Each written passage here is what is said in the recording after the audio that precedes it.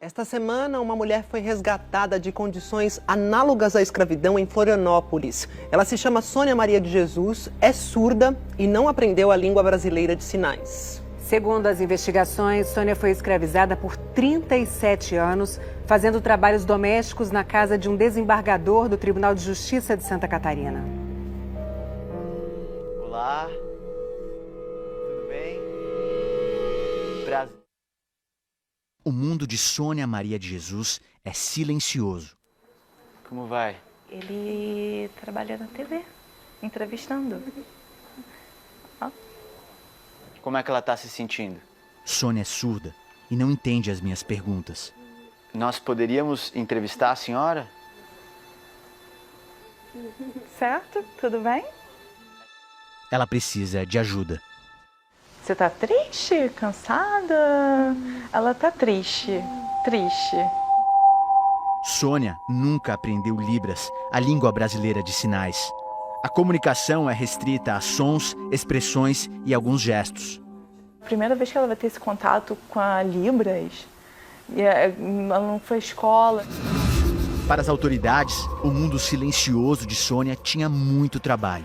Ela foi resgatada de condições análogas à escravidão nesta sexta-feira em Florianópolis. Segundo auditores fiscais, Sônia foi submetida a trabalho forçado e condições degradantes por 37 anos. Os acusados de manter Sônia em escravidão moderna são Jorge Luiz de Borba e a mulher dele, Ana Cristina Gaioto de Borba. Jorge é desembargador do Tribunal de Justiça de Santa Catarina. Preside a primeira Câmara de Direito Público do TJ e tem pós-graduação em Direito do Trabalho. Em depoimento à Justiça, o casal contou que Sônia teria sido agredida pelo pai na infância e que o espancamento seria o possível motivo da surdez. Aos 8 anos de idade, quando estava numa creche, Sônia conheceu uma psicóloga, Leonor Gaioto, mãe de Ana Cristina Gaioto de Borba e sogra do desembargador.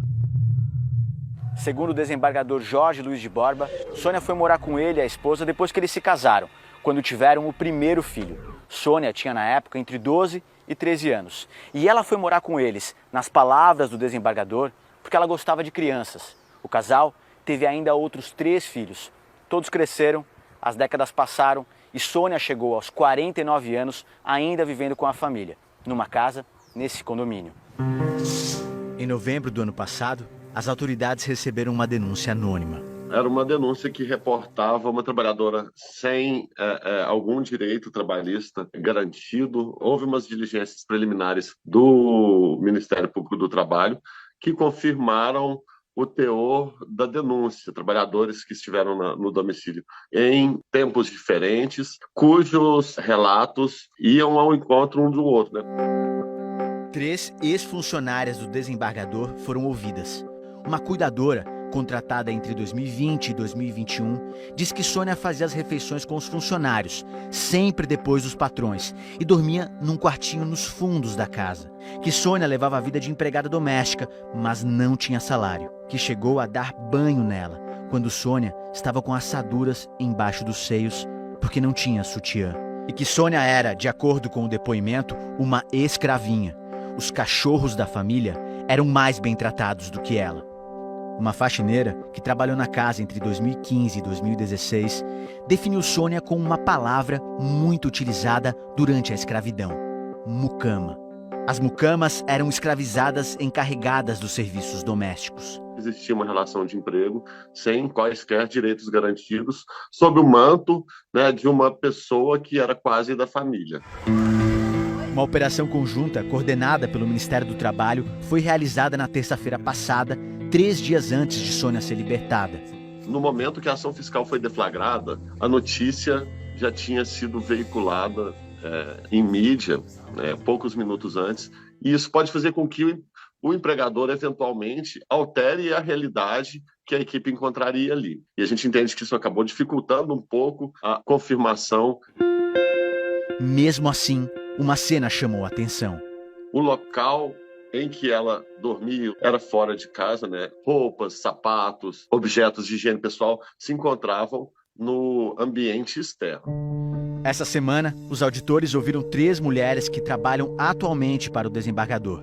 Todas afirmaram que Sônia não era obrigada a fazer trabalhos domésticos, sempre almoçava com os patrões e tinha quarto próprio dentro da casa principal. À justiça, o desembargador disse que ama Sônia, como se fosse sua filha, que já chegou a pensar em adotá-la formalmente, mas via muitas dificuldades documentais.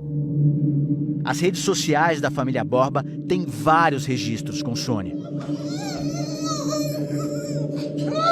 O fato de existir afeto não afasta a exploração, que é o que caracteriza uma relação abusiva. Ela não tinha outros espaços de convivência, nem familiar, nem de amizade. As únicas relações dela eram no âmbito da família empregadora.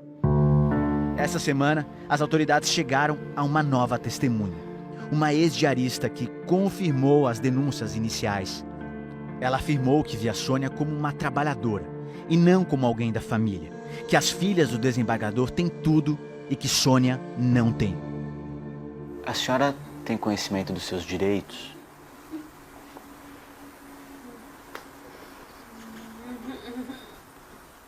Não houve resposta. Ela ficou muito tempo presa, fechada numa caixa. Então ela não tinha nenhuma informação. Em depoimento, o desembargador disse que quando Sônia precisava de cuidados de saúde, amigos e a filha, que é médica, a atendiam. E que em 2021 começou a pagar plano de saúde para ela. Ele afirmou também que há poucos anos tirou o CPF dela e que não o fez antes porque achava que não havia necessidade. O elemento de prova, que seria talvez o mais robusto, que seria o depoimento da própria trabalhadora, ele fica prejudicado pela omissão da família em relação a esse direito elementar dessa pessoa, que seria o direito à comunicação e se desenvolver através da linguagem. Isso é pior do que uma corrente. Pior do que ficar preso. É como se você não pudesse falar. É de uma solidão absurda, né? E você está determinando que ela não vai ter possibilidade de interação. A pessoa tem pouquíssimas condições de humanização mesmo. Ela é uma pessoa só, né? Só. O mundo dela é ela. O desembargador enviou ao Fantástico esta lista de tentativas de ensino de Libras oferecidas a Sônia, mas não apresentou nenhum documento escolar formal. Sem apresentar nenhum laudo médico, alega que Sônia tem dificuldades cognitivas. Em nota, Jorge Luiz de Borba também negou qualquer acusação de trabalho análogo à escravidão, maus tratos ou condições insalubres. E hoje, em nova nota, afirmou que vai ingressar com um pedido judicial para reconhecimento da filiação afetiva de Sônia, garantindo-lhe todos os direitos hereditários. E que pretende colaborar com todas as instâncias administrativas e judiciais para que as investigações avancem com brevidade, a fim de permitir a retomada da convivência familiar. O Conselho Nacional de Justiça vai apurar a conduta do desembargador, que recebeu no mês passado um salário bruto de quase R$63 mil. É um absurdo um desembargador fazer isso, é uma vergonha. Eu estou me colocando no lugar dela e falando isso para você. Eu sou ser humano, ela é ser humano. A intérprete está aqui para dar a voz. Na sexta-feira, com a intérprete, Sônia já aprendeu algumas palavras em Libras. Esse sinal é de sorriso. Seria o próprio nome dela, Sônia. Também aprendeu a comunicar as cores. As aulas mesmo começam amanhã. Ela vai viver temporariamente num abrigo para mulheres vítimas de violência. A expectativa é que em 4 meses Sônia seja capaz de fazer o que nunca conseguiu antes: contar a sua própria história.